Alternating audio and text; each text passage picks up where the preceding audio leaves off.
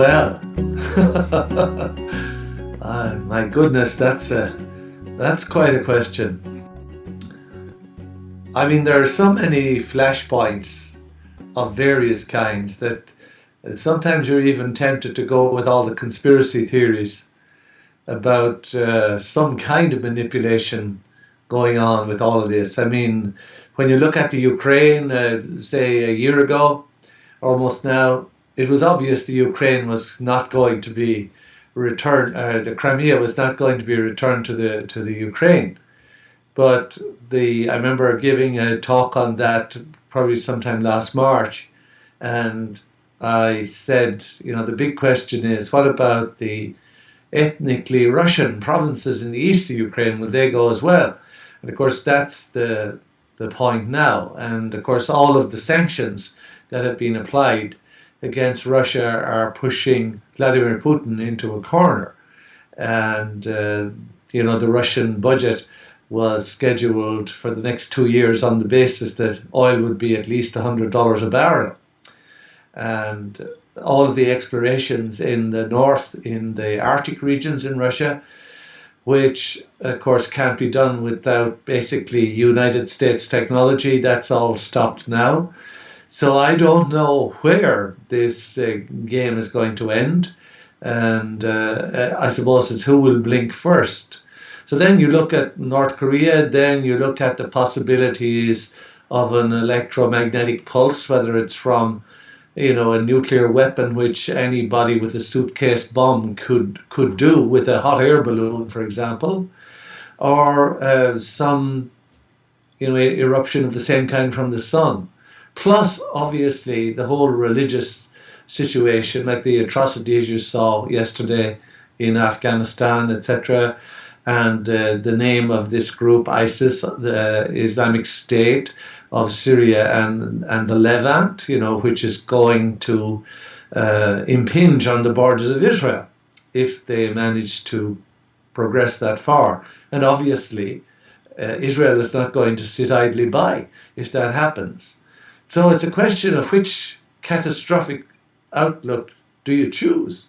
I mean, there are so many potentials there for devastation of an enormous kind that it's a prospect to dizzy and appall, as an old British poet said many years ago. So the world is in a very, very precarious state, in my opinion, at the moment, and who knows where it'll go. So it seems that at the center of all this is conflict. And obviously we are a conflicted being, internally and externally. Do you think that's an innate part of our nature as a species? Well, I do. I mean, I think one of the main reasons why any of us ever came to this incarnation is obviously to deal with some stuff that we have accumulated. And I think as well, not to go on to too lofty a platform, I think if we take the old insight that there is really nothing outside of us that isn't first within, then, if there's any conflict or any problem that we faced in our lives, the wise attitude will be to look within first and see what is it in me that is magnetizing this situation to me. And given the situation in the world that we have at the moment, needless to say, almost nobody is doing this. It's always some external problem. It's the fault of somebody, something, some circumstance outside me.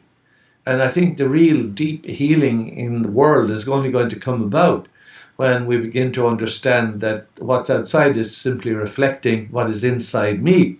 And if I deal with what's inside me, then we should begin to see a radical change outside as well. But of course, that is miles apart from the realities of most people in the world today. So how did we get there? How do you think we got there? I mean, these days religion is taking a beating. There seems to be a spiritual movement. I mean, towards self-reflection and self-realization. That's also a counter to all the, as you were saying, the externalizing that we do. How do you see that we got to this place? What do you see as the forces at play within our species that brought us to this moment?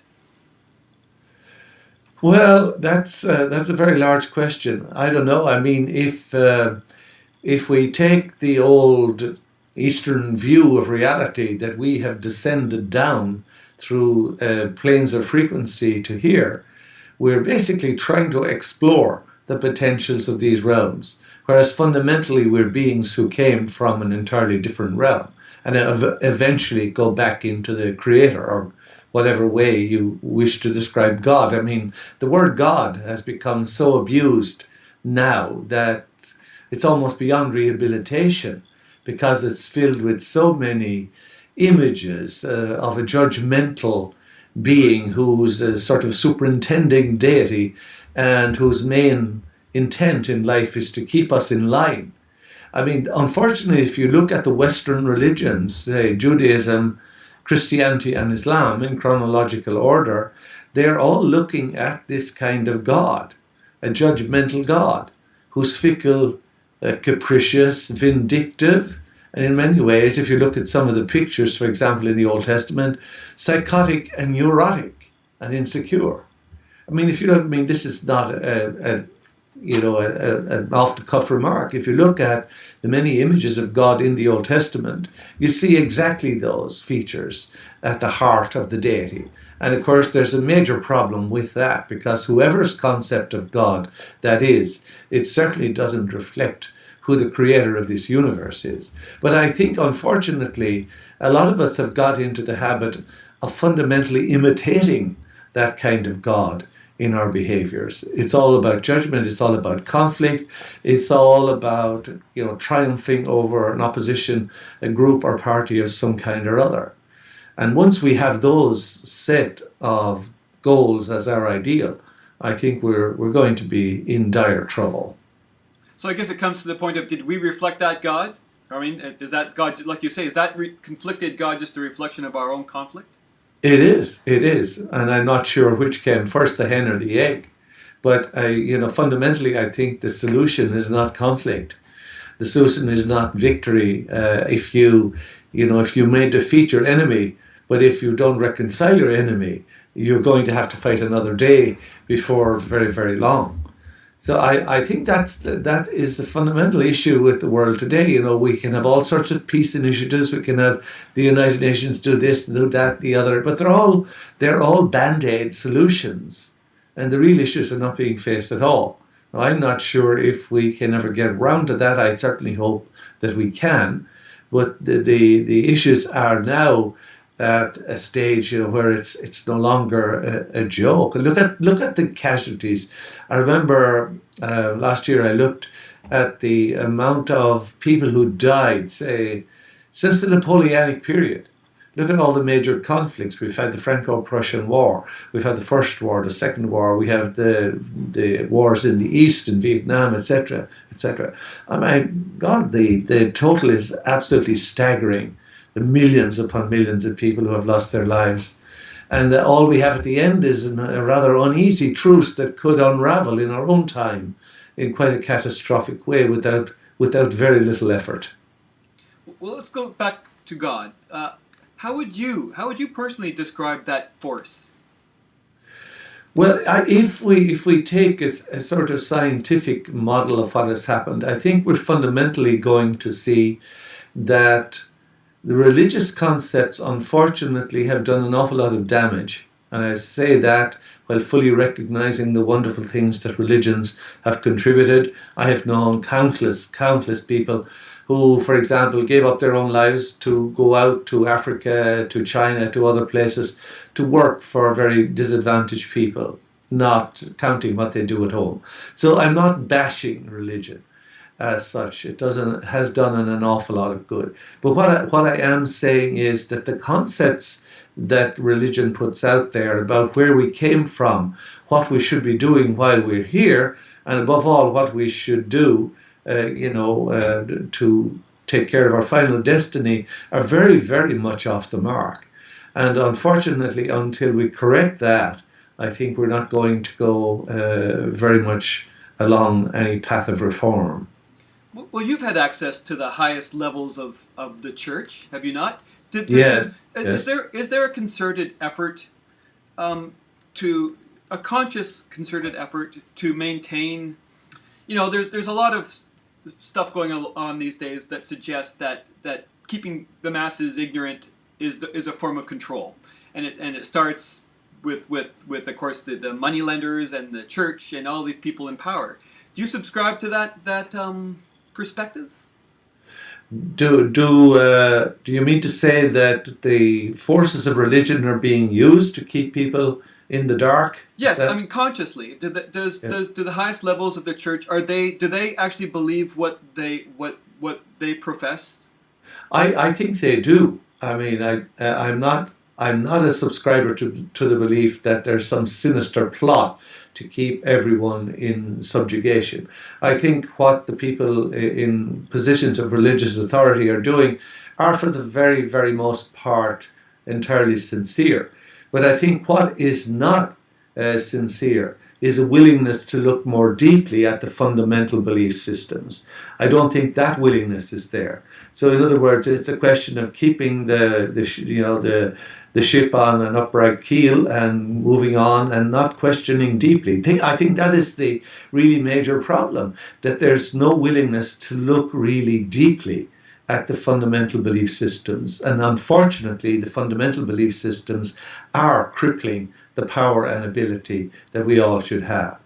And until that's addressed, I don't think we can do any much better. For example, a lot of people will question the motives of the previous Pope, Pope Ratzinger, and contrast him now with the South American Pope. And obviously there's a huge difference in the operating styles.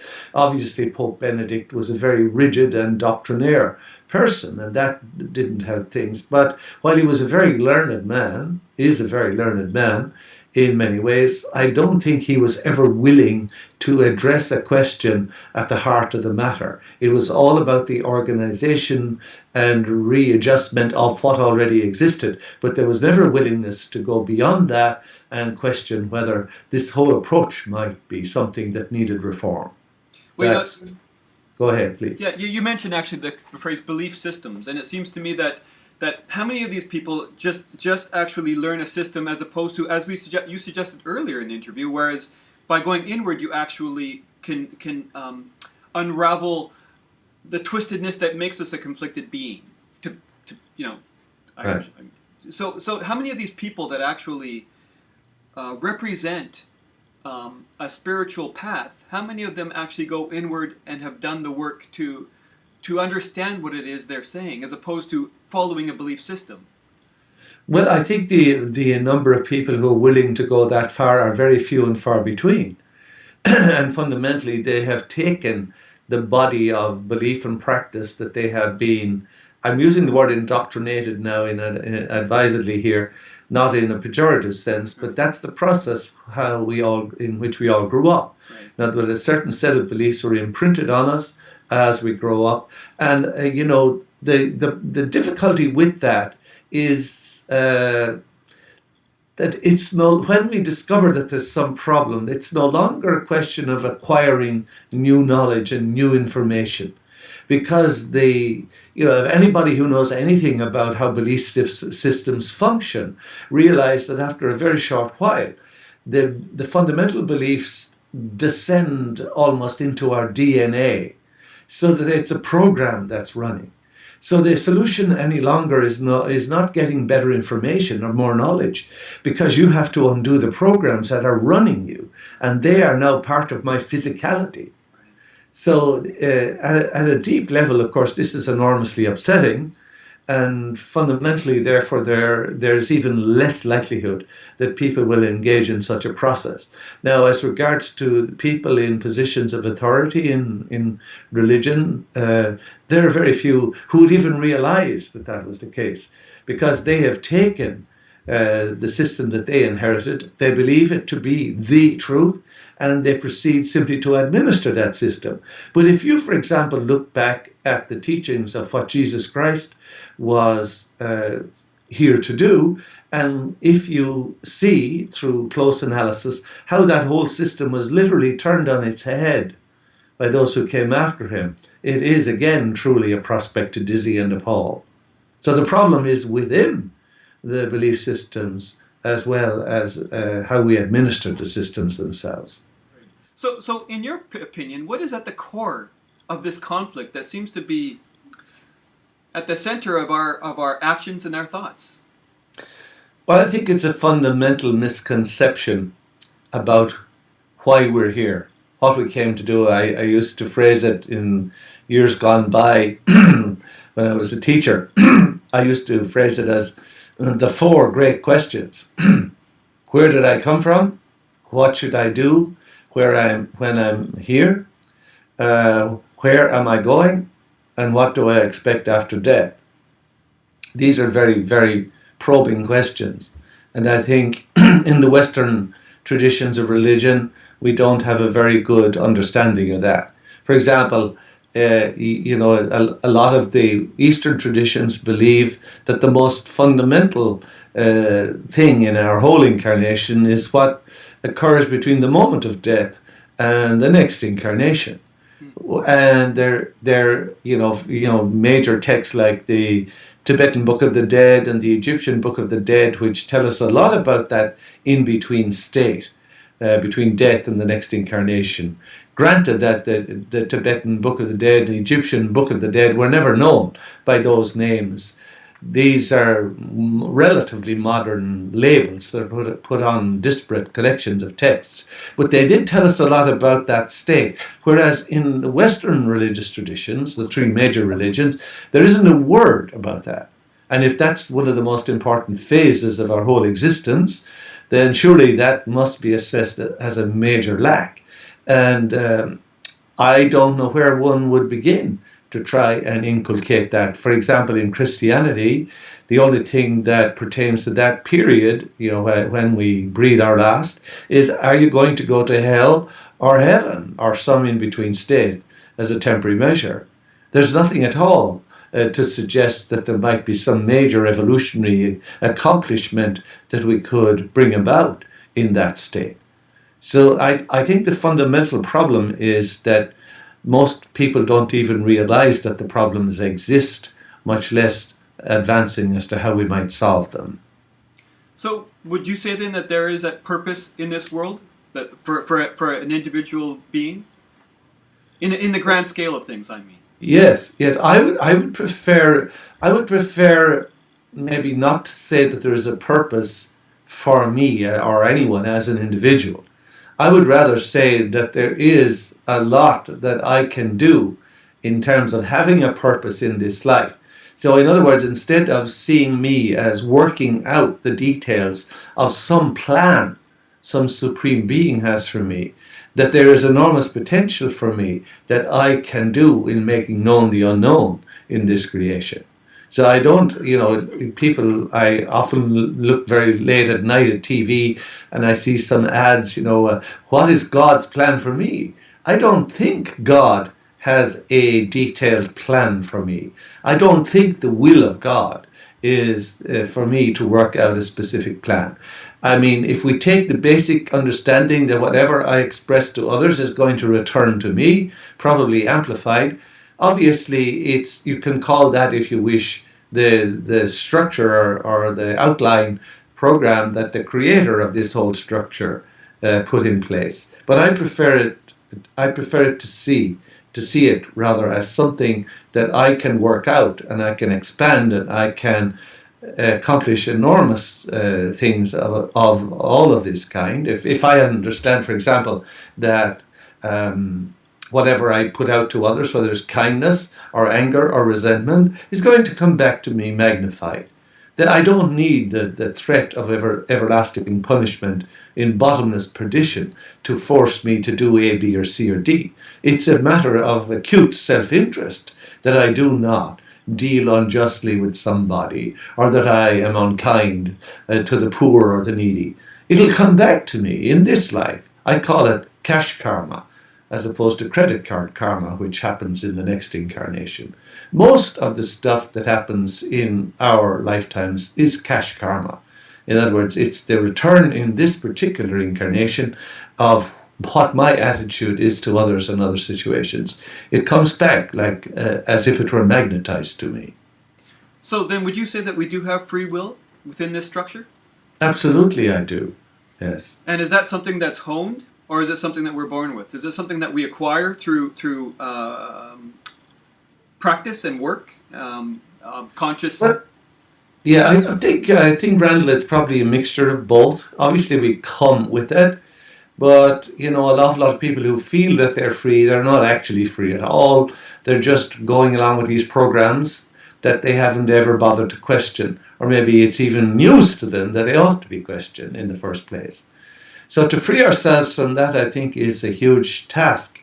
It's some of the Eastern religions, when they say we're coming down through basically 7 levels of frequency into this one here, where you and I are sitting today. I mean, it's like walking, as they say, through glue, because everything is so slow and it's so hard to change things. It's frustrating.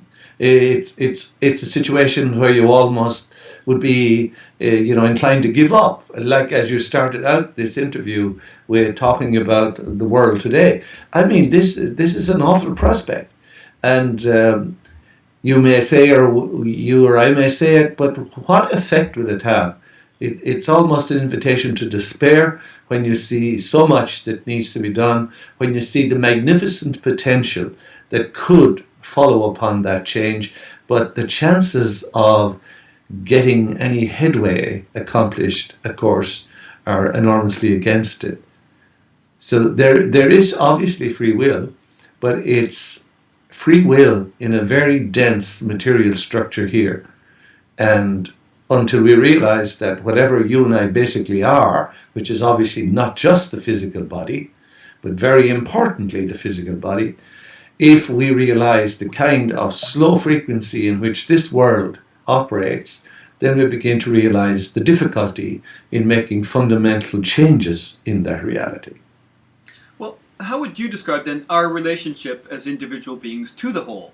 I mean, if you want to call the whole God, or whatever the structure is that you would refer to it as, what is our individual place in that, and our responsibility within it? Well, first of all, as I said, the trouble with God, the word God, is that it's almost beyond rehabilitation. Yeah.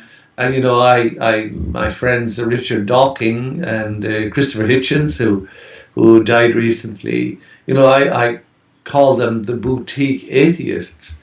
And, I couldn't agree more with all the problems that they pinpoint in traditional belief systems. But I think, with all due respect to Richard and Christopher, that they've thrown out the baby with the bathwater. Because what they are reacting against is not God. It is the way the religions have dressed God up, if I may end on a preposition. And fundamentally, if you say that there is no God, I think you're on a loser right there, because you have thrown out the heart of what is most precious in every man and woman who ever walked the face of this earth, that the divine is within us all, as Jesus said so powerfully.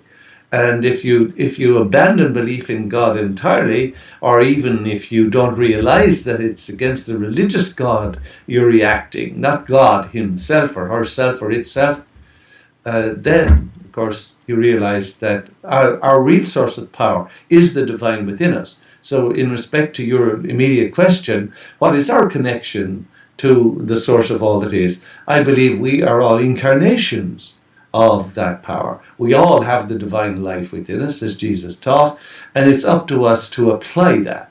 And the reason why we are so powerless and can't accomplish anything, we can't heal ourselves, we can't change our destinies, we get up in the morning, we're in a blue fit mood, and of course the day begins to unfold exactly like that. We don't realize that we're in control of our destiny. And if we get into this kind of spin, we need to stop, we need to go back, we need to change the way that we react to the outside world. And this works, it works extremely well. But it's the last thing any of us can ever think of. So in respect to your question, what is our connection to the other? I think that we have all descended from the Creator, that we do have the divine life within us. We do have an awesome power within us, but fundamentally that awesome power is crippled by our own crippling attitudes and misconceptions about the nature of reality. Well, it's interesting to suggest that we are that we are that force. We are that divine awareness personified, right? How Yeah. can we do wrong then? How can we be doing wrong in some way? Do you know what I mean? Like it doesn't make sense from a point of view. If we are that, how can we be anything else if that is all there is? A good point. I'm saying there a few minutes ago that whatever we do to others or to Right, outside ourselves is going to come back to me. right. So I'm not quite sure what you mean when you say, how can I do wrong? When you say, can I do wrong, are you meaning, will I be punished for that in all eternity? And No, the answer is no. yeah. No, I guess what I meant is like you were saying. For me, I'm trying to pinpoint with this, and I ask people a lot about conflict because it seems it starts there in that moment where we twist the moment and reflect our corruption into the world, whatever that is, through anger Mhm. or whatever that is that keeps us from, like you say, being conscious of our effect on the world and our place in it. Right. So we in those moments, how I guess I always ask how can we be separate from reality in a way? How can we have created our own reality? We can't be separate from reality. You're Right. absolutely right. Um, but I think that one of the biggest difficulties in addressing, profound questions like you've raised is that it is absurd to think that we are here only for one incarnation. Right. I mean, if you look at people like my friend Ray Moody down in Florida, who, and I used to work there in the 70s, and all of the collection of near-death experiences that he has amassed over the years, or Dr. Jim Tucker or Dr. Eben Alexander, who had a major near-death experience himself. When you begin to see all of that evidence put together, the recollections of so many children of previous lives, etc., you begin to realize that it is absolutely ridiculous to believe in the paradigm that we've all grown up with, that I'm here for a one-shot life and everything is going to depend on whether I'm a nice person or I'm not. And if I'm a nice person, I'm going to go to heaven at the end, or I'm going to go to hell, and it's all over for all eternity. I mean, this is an absurd system. And I like to think of it in terms of physics, not religion. We have descended from the Creator into this low frequency state. We are incarnations, as you put it, of that Creator in this lifetime. The issues that I have not resolved, I am going to have to face again in my next incarnation, and maybe again, and maybe again. And there's ample evidence in these authors and many others that I've just quoted that people do have these experiences of having lived before and know they're going to live again. So basically, to get to the state that you and I would prefer to be in, it's better that we deal with our stuff and get it over with, because it's not to please a superintending God that we're doing this. It is to serve our own power and freedom. And a state can come, even in this physicality, when reality will bend to whatever it is we wish to do. Now, we're miles away. Most people are miles away from that. And unfortunately, they don't know where to go with regard to making the situation better. But I think the fundamental problem for the West is this one-shot life followed by an eternity of bliss or suffering. This is for the birds. It's not real. So, what do you do to? I guess what you're saying is consciousness is cumulative over lifetimes. Yes. And what are you doing in this lifetime consciously to grow, evolve? Well, I think our fundamental thing is dealing with our stuff. And as I said earlier on here, the problem is that the stuff can't be dealt with by just getting fresh information. The stuff is now part of my DNA. So my programs are built into me. And if someone treats me badly or someone that I love and care about badly, the inevitable instinct in us all is I'm going to teach that goddamn so-and-so a lesson he or she will never forget, so help me God. But of course that just continues the whole process ad infinitum. We have to stop, we have to withdraw and say, what is it in me that's causing all this stuff? I'm like a magnet. I mean, if I'm a nasty person, I will magnetize nastiness, nasty people, nasty situations to me. If I'm benign, I mean, I'm not talking about being a complete fool that you expose yourself to every passing potential assassin. But if you realize that the problem is within me and start to change my own negative attitudes and emotions, then I'm going to see my own personal life change remarkably. And if we could bring that to the ultimate state, we would be free of all of this, and we would have enormous power, like the great masters that we have read about, in antiquity and not so far back in history. Also, that's the state that we're coming at, and then we will have owned this realm of existence down here. It no longer has its drag on us, and we can move on to doing something really worthwhile. This is not the be-all and the end-all here. So in that moment of conflict for you, when you are driving and someone cuts you off and you have that Yes, contraction. That one last precious parking space at Costco just Right. So what do you do in that moment? How do you align yourself to be clear and not get contracted and twisted? Well, I was giving a talk on anger. I did a series recently on the seven deadly sins. A lot of aspects of that used to puzzle me years ago, long before the area I'm dealing with now. For example, with the seven deadly sins, proclaimed notably by Pope Gregory the Great. Some of the greatest sins are not in the list at all, like hatred, for example, which surely must be the exact antithesis of the flow of the Creator's energy down here into the world. Not in the list at all. But one of the things that struck me about the seven deadly sins is, I don't know if you're familiar with the prison planet system. I've been hearing more about it lately. Yes. Yes, it's coming into vogue more recently, and of course, the prison planet view of things here shows us a far different version of reality than is painted, for example, on the ceiling of the Sistine Chapel, where God is, creating Adam, and Adam has this lagging finger. We're the center of everything. And even that was in Michelangelo's time, but even before that, we felt we were at the heart of everything. And then Copernicus came along shortly thereafter and said, no, the Earth is not the center of everything. The sun is, and we go around the sun. And in the last 400 years, there have been enormous changes. We realize that far from being at the center of everything, we're at the center of nothing in particular. We are living in a rural galaxy. There's no bus service out here.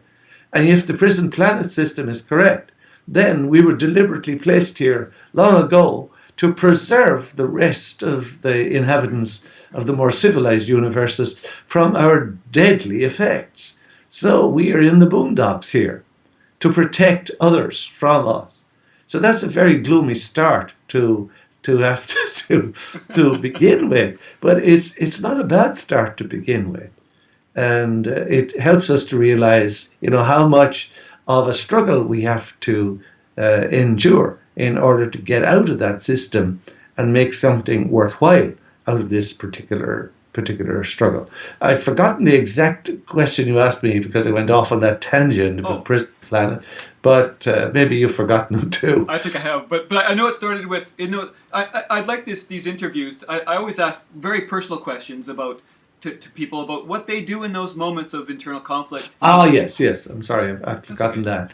But what I was saying about the seven deadly sins in respect to that is that when I began to study this in more detail, I began to realize at the heart of each of these seven sins, quote unquote, there was an attempt to steer us away from the power that lay hidden beneath them. Now, you could look back at Hieronymus Bosch, who painted the seven deadly sins, and when he painted anger, it was a monk holding a table over his head to shield himself from an attack, etc. I think all of the seven great sins have been covered with a veneer that didn't really belong there. In other words, anger is not equivalent to violence.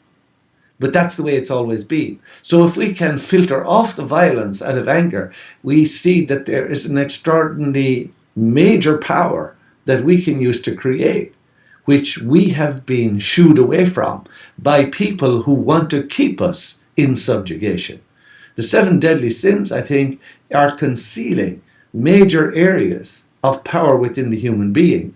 And when you examine them in more detail, obviously, than we have time to look at here, you see they're all about one major force that is everything to do with creating reality. So when I am coming to that parking spot at Costco and someone cuts me off, do I want to go and kill that person? Well, it depends on the climate and the humidity. But basically, when that spark comes up, we begin to see that this power rises up in us. And obviously, to go for the obvious solution, or to go out and beat that person up because they took my parking spot, is going to do no good whatsoever.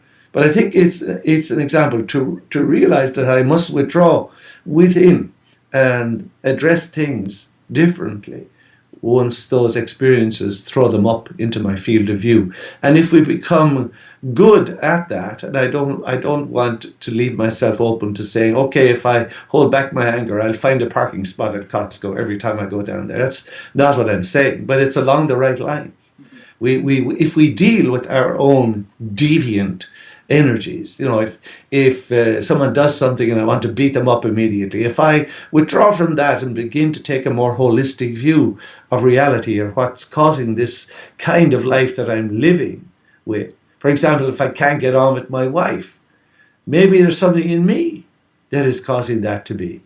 And maybe, my partner is obnoxious and unreasonable, etc. But I find, I've seen this myself, that if I pause a little bit and reflect and say, now, why is this happening in my life? Maybe the fault is in me. And maybe if I change my attitude, my life will also change. I have seen that numerous times. So I think that is the real progress that is possible for us. And it's, at the personal level, obviously, first of all, but I think if it were practiced more widely, it could also have a very profound effect on the state of the entire world. And, God knows we need something like that right now, because we're living on a knife edge. You never know when things are going to blow up. I mean, there hardly was, I don't think there was ever an occasion when somebody declared the war that eventually turned out to happen. For example, when Franz Ferdinand of Austria was assassinated in 1914 and Franz Josef, the emperor, declared war, he declared war on Bosnia, but he didn't see the world war that would follow it and that caused the loss of his own throne in the process. So people don't ever declare wars, they just escalate from very humble beginnings. So likewise, we can do the reverse process of that. And I think every single individual has the power to influence world events on the large scale, as well as influence their own lives in a more positive direction.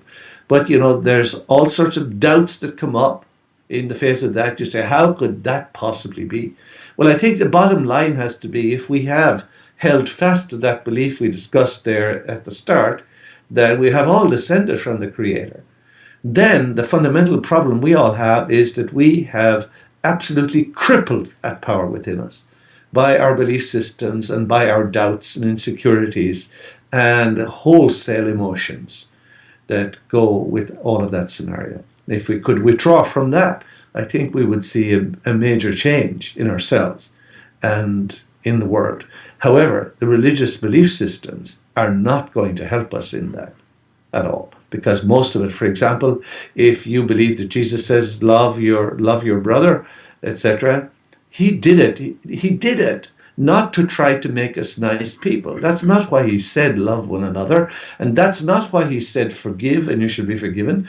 He did it as a matter of enlightened self-interest, because in the physics of the quantum field in which we live, if you don't forgive your brother, That's a homely way of putting it, with all respect to Jesus. It's a homely way of putting it. In other words, if we realize we are living in a quantum field and that I express anger or resentment or vengeance or judgment, I'm going to create in the quantum field exactly those realities. So Jesus said, don't do that.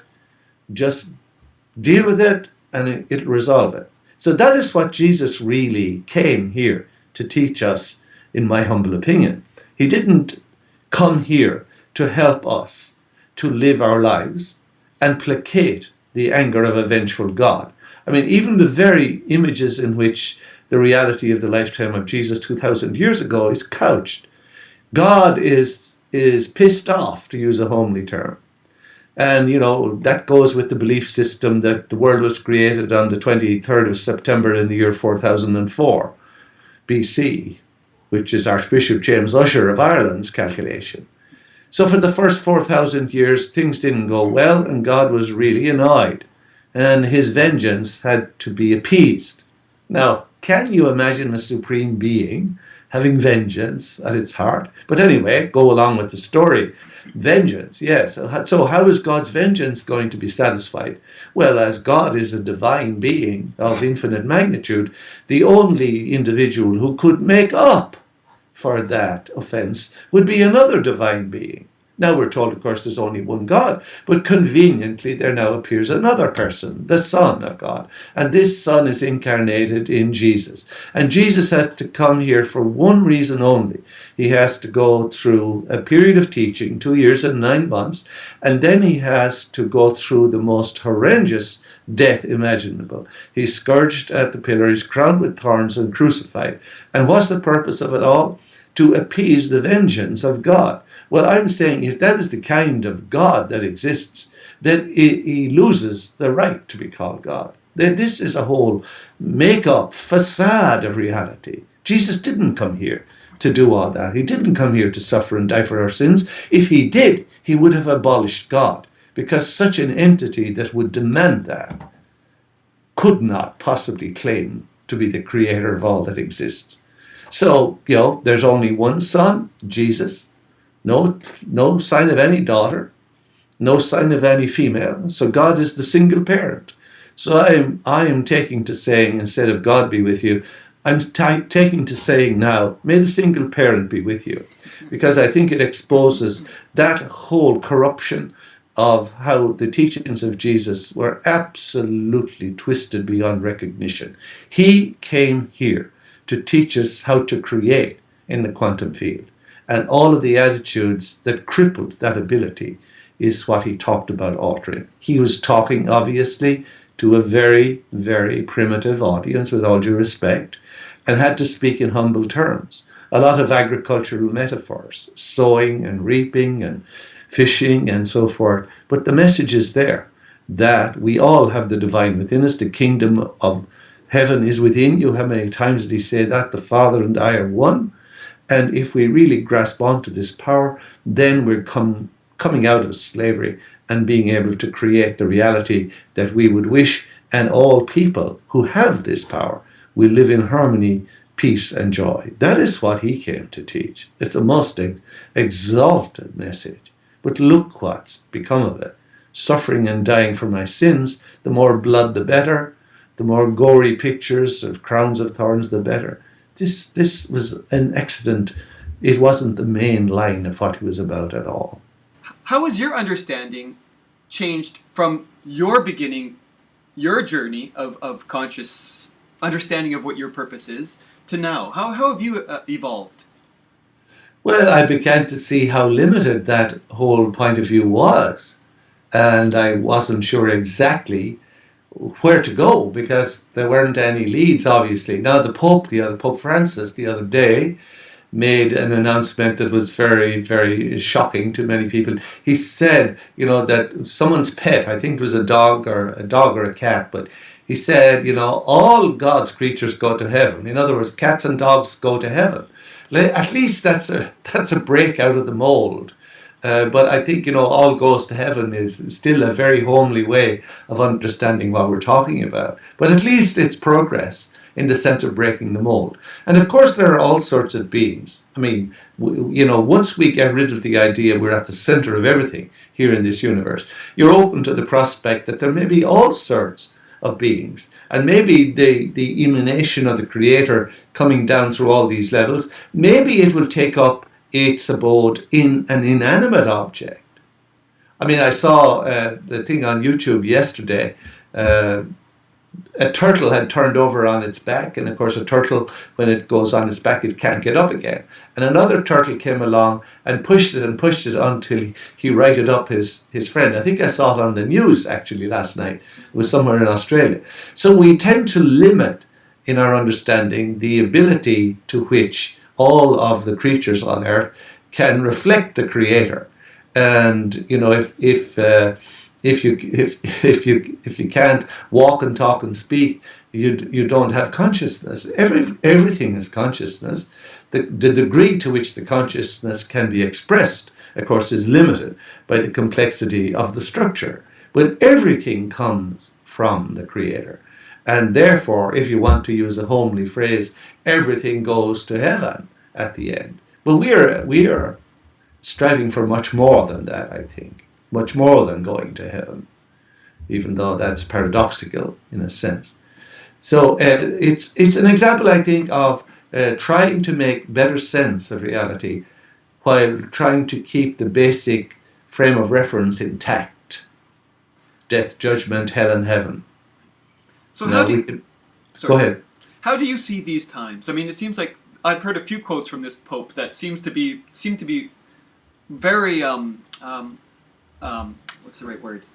I like him. You know what I mean? He seems to be very open. Maybe he has his structure, but he seems to be very open within that structure, more so than I'm familiar with from any other Pope that I've heard quotes from.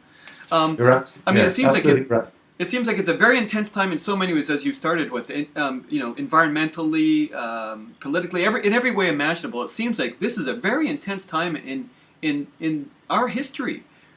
How do you view right now? Do you think that we are on the cusp of something? Yeah, I think everything is set up for potentially a massive shift in consciousness. And coming back to Pope Francis, I mean, I met Pope Francis once in South America, but I think he's still holding the blueprint of reality that is summed up by death, judgment, hell and heaven, but he's trying to make it as positive as he can within the limits of that structure. And I think that is the issue that you raised earlier. Pope Francis is going the very best that he can, and he's greatly loved. You can see the reaction of people, and rightly so. But I think the whole paradigm itself has to be questioned. In other words, it's not going as far as we can and being as nice as we could possibly be within the framework. The problem is that the framework itself is wrong. And unfortunately, if we begin with the wrong presuppositions, we can never get a right answer. So I think that is a shift that's going to have to happen. And people are walking with their feet. People are sensing these things. I don't know, my own impression is that there's a huge acceleration of consciousness taking place in the world right now, and it's going to produce something quite sensational. It's critical mass is being reached, and I think it's going to make a huge change. And I think those organizations and those people that are willing to go with the flow will go with it, and those who are not will be left behind in the dregs and shallows, which is a message that has been repeated a lot by people down the years. I think that is going to happen. But I think going back to Christopher Hitchens and Richard Dawkins, it would be a pity if our reaction to that would be to simply reject the idea of God entirely. It's the religious God, or the version of God that the religions espouse, that is being rejected, because it has nothing to support it, if you're willing to look at it objectively. Like, for example, the great disaster in Indonesia with the great tsunami. Look at all those huge, thousands upon thousands of people killed. Look at the atrocity in Afghanistan yesterday, where all those 120 children were killed. I mean, if you pile up all the evidence of what we'll call evil to sum up those occurrences, how can there be a God who is, number one, all-powerful, who is, number two, loving? How can a loving God who is all-powerful stand by and see these things happen? The answer is that God is not of that kind, and that these are fundamentally attributable to the hearts of mankind. Not that kind of interactive God that's involved in every instance of our everyday living. There's a much more profound concept of God, and therefore there's much more great responsibility placed on our shoulders to act as beings who have the divine within us, as Jesus said. There's where we need to address the evils of the world, not to shelve it off somewhere else. I mean, I remember in my previous phase in this life, I had books all across one wall about that problem, the problem of evil. How can an all-powerful and all-loving God, allow evil to predominate in the world? You can address that till the cows come home, and all of these books did, but the presuppositions were wrong, so you can't ever get a right answer. And that is true all down the line. You can never get a fully satisfactory answer if your starting point is in error. And it seems to me that those two fellows that you mentioned, they seem to me to be locked in the same structure. They're just the polarity of it. You're absolutely right, yeah. And that, I mean, they point out the problems with the traditional pictures of God, but as I said, they've thrown out the baby with the bathwater, because they've also thrown out the divine within of every human being, which is our great hope and our enormous potential. And unfortunately, for the most part, the religions have crippled that. There have been dramatic exceptions to people who broke out the mold, like Mother Teresa, like John of the Cross, etc. But by and large, people weren't able to get to that level when they could see things on a different plane. And most people are struggling in the shadows and the darkness and not able to break out because they don't see any way to break out. So you mentioned critical mass, and it seems, and I asked everybody this, that through critical mass, do you see it as being 51% of the population, or does it just take a critical mass of people with the right focus? What do you see as being the critical mass for consciousness to shift? Well, I don't know if I could put a figure on it. No, and I don't, even if I were to put a figure on it, I wouldn't be sure of what it is a percentage. But I do a lot of talking around the world, and I've produced several DVDs, etc. And in my interactions with people on a big scale like that, I've seen a remarkable change. And I'm not just comparing, say, the United States with my own country or with Europe, where I was active 30 or 40 years ago. It's not that it's the United States and it was Europe then. It's the same all across the board. There's a huge difference in attitude, in my own experience, in talking to people at the grassroots level in the last 30 or 40 years. And as I said, I don't know what percentage that is, but I think apart from the diehard conservatives, practically all of the rest of the religious world is beginning to sense this as well. And that's a huge change. Because I remember 40 years ago, when I was first speaking, people were very much cast in the mold, and even the slightest thing that you said, that there might be a variation with that, was enormously resented. Now it tends to be more or less the opposite. So I know that people are willing to go for a change. And for example, I saw a graph the other day of religious practice over the last 60 years in this country, which is one of the most religious countries on the face of the earth. There has been a huge decline in it. And I am not rejoicing in that for the reasons I mentioned earlier, but it's a sign that people are waking up and they're asking questions, and the paradigm in which they're living is not able to provide them because the paradigm is based on the wrong assumptions. So as I said, I don't know what the percentage would be, but I think we're close to a massive shift coming. And I look forward to that day, because I think it's the only hope we have in the world that these fundamental things will all alter, and that people will begin to see things from an entirely different perspective, and how enormous potentials that we thought were never part of our reality could actually be within our grasp for the first time. Well, I've got just a few more questions, but it's awesome talking with you. It's great to speak with you. I'm very, very honored to be with you. It's very hard to put words on what can't be described adequately. Yeah. So, a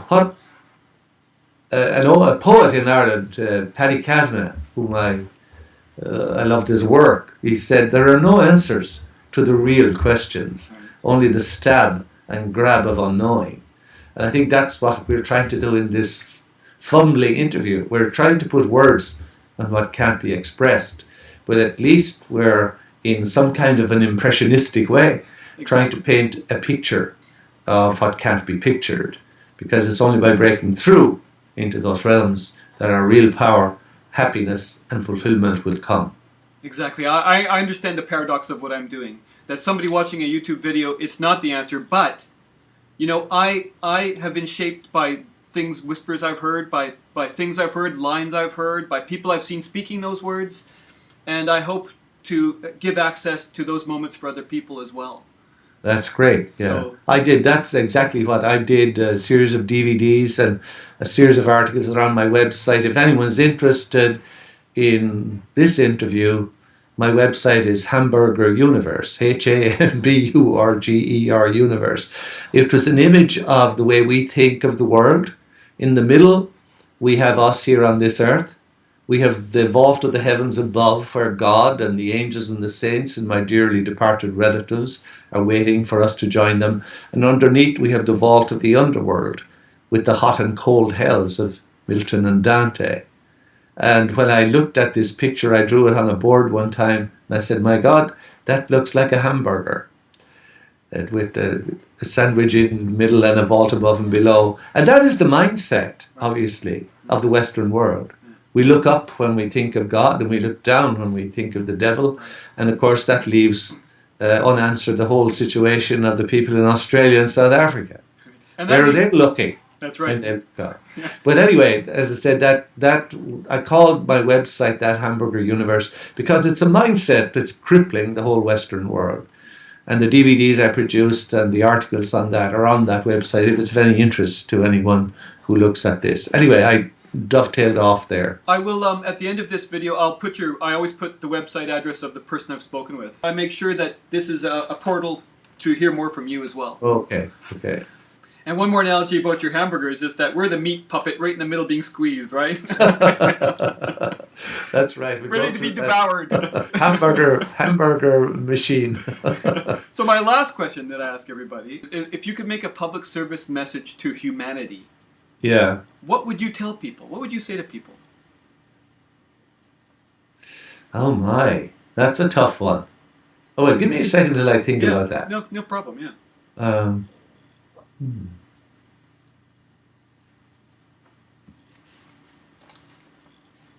Well, I suppose what I would say is that if people feel discouraged or uncomfortable or maybe even despairing, that it's because they don't see things as they really are, and therefore not to lose hope, to have the courage to explore and understand, and above all to believe in themselves in their very best moments. And if we follow that course, I think reality will begin to open up in wonderful ways.